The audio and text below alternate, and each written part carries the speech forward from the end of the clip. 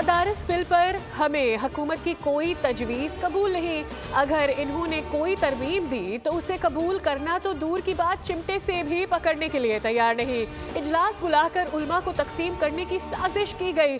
सरबराह JUI मौलाना फजल रहमान की news conference. Ulama मशाइख conference पर रद्द अमल में कहा, उल्मा के मुकाबले में उल्मा को लाकर कौम को गुमराह किया जा रहा है। अपनी नहीं, मदारिस के हकूक की जिद्दोजहद कर रहे हैं। सदर दूसरे एक्ट पर दस्तखत कर सकते हैं तो मदारिस बिल पर क्यों नहीं करते?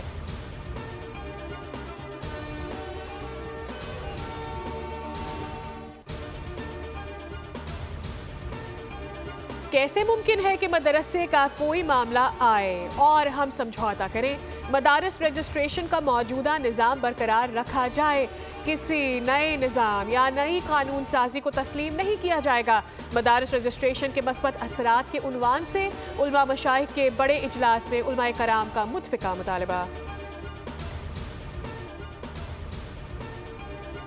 रूस की सलामती कौंसिल से शाम की सूरत हाल पर हंगामी इजलास की दरख्वास्त। रूस ने कहा है कि दुनिया खित्ते पर शाम की सूरत हाल के असरात का अंदाज़ा लगाने में नाकाम है।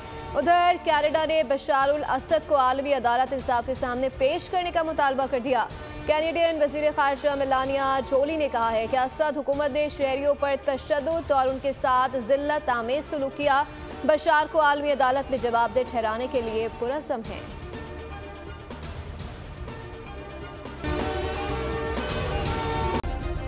सब्सक्राइब करें और बेल दबाएं ताकि कोई खबर रह न जाए।